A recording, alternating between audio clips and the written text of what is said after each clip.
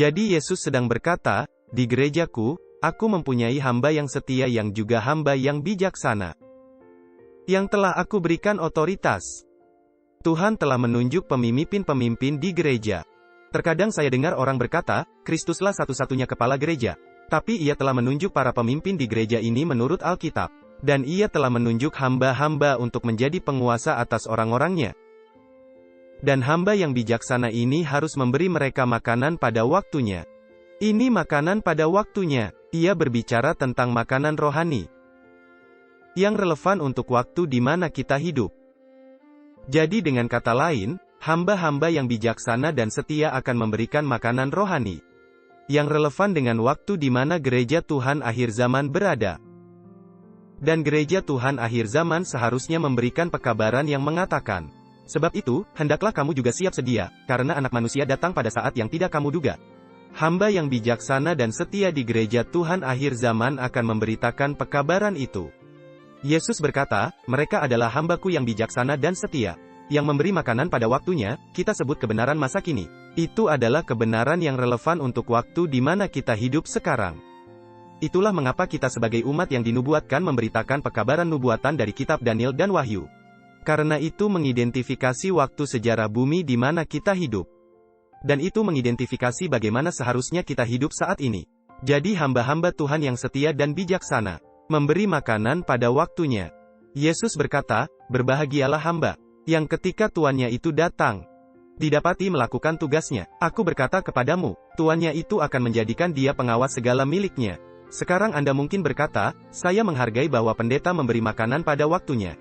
Saya menghargai pekabaran baik yang saya temukan online di Tri-ABN, Audioverse, ACM, atau tempat lain.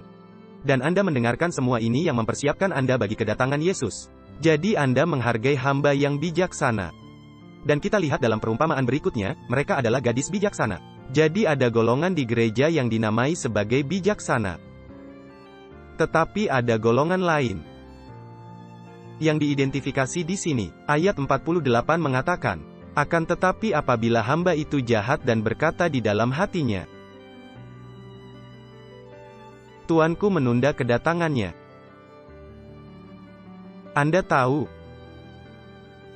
kebanyakan dari umat Advent hari ke-7 tidak akan begitu berani mengeluarkan pernyataan dari mimbar di hadapan saudara seiman Advent dan berkata, saya tidak percaya bahwa Yesus akan datang segera. Beberapa tidak, dan beberapa berkata begitu. Namun Yesus di sini mengatakan ada golongan orang di gereja termasuk para pemimpin. Karena ada hamba bijaksana yang diangkat oleh tuannya. Ada hamba jahat juga yang seharusnya memberi makanan pada waktunya. Tetapi mereka berkata dalam hatinya, Tuanku menunda kedatangannya. Akan tetapi apabila hamba itu jahat dan berkata di dalam hatinya, Tuanku menunda kedatangannya. Lalu ia mulai, perhatikan apa yang terjadi ketika di dalam hati Anda. Anda mulai berkata, Tuanku menunda kedatangannya. Ayat 49 mengatakan, lalu ia mulai memukul hamba-hamba lain. Itulah hamba bijaksana yang memberi makanan pada waktunya. Dan makan minum bersama-sama pemabuk-pemabuk. Jadi inilah yang terjadi. Ada golongan orang di gereja Tuhan akhir zaman yang seharusnya memberikan pekabaran untuk masa kini. Yang seharusnya mengumumkan bahwa Yesus akan segera datang. Sebab itu, hendaklah kamu siap sedia. Karena anak manusia datang pada saat yang tidak kamu duga. Tapi sebaliknya berkata dalam hatinya, Tuanku menunda kedatangannya. Dan ketika ada hamba yang bijaksana yang memberikan pekabaran untuk masa kini, hamba yang jahat itu mulai menganiaya hamba yang bijaksana. Dan alasannya adalah karena mereka makan dan minum bersama pemabuk-pemabuk. Dan kita tahu aplikasi akhir zaman untuk ini, di mana semua bangsa telah mabuk dengan anggur hawa nafsu cabul Babel. Jadi ada golongan hamba yang jahat yang berada di bawah pengaruh anggur Babel. Kebetulan saya ahli saraf, tetapi Anda tidak harus menjadi ahli saraf untuk mengerti bahwa ketika Anda minum alkohol, Anda berada di bawah suatu pengaruh. Dan alkohol adalah penghambat yang mana menutup lobus frontal. Lobus frontal adalah tempat berpikir yang memungkinkan Anda membuat pilihan moral yang baik. Saat Anda di bawah pengaruh alkohol, Anda mulai melakukan hal-hal yang jika kondisi waras, Anda tidak akan pernah lakukan. Dan anggur Babel adalah pemikiran dan teologi Babel bahwa ketika Anda berada di bawah pengaruhnya, daripada mengikuti firman Allah yang jelas, teologi palsu ini menyebabkan Anda melakukan sesuatu dan hidup sedemikian rupa yang mana Anda tidak akan melakukannya jika Anda dalam pikiran yang benar. Artinya hamba-hamba jahat ini, jika mereka dalam pikiran yang benar. Jika mereka tidak berada di bawah pengaruh teologi Babel, tidak akan menganiaya hamba-hamba Tuhan yang setia. Dan inilah yang terjadi pada dasarnya di gereja.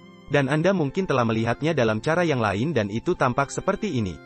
Ada hamba yang setia yang memberikan pekabaran jelas dan tajam, menunjukkan bahwa dunia akan segera berakhir. Dan Yesus segera datang kembali. Tetapi hamba jahat di gereja yang ada di bawah pengaruh anggur Babel berkata, sepertinya kita perlu menghentikan pekabaran itu di gereja. Anda tahu, tamu-tamu tidak nyaman ketika kita berkhotbah seperti ini. Ini luar biasa bagi saya karena pekabaran malaikat ketiga harus diberitakan kepada segala bangsa, suku, kaum, dan bahasa. Dan para tamu datang ke gereja kita agar mereka dapat mendengar pekabaran itu supaya Tuhan dapat memanggil mereka dari tempat asalnya. Tapi kemudian kita malu dengan pekabaran yang Tuhan berikan kepada kita untuk memanggil para tamu keluar. Jadi kita ingin menghentikan pekabaran dan hanya menyampaikan khotbah yang enak dan aman.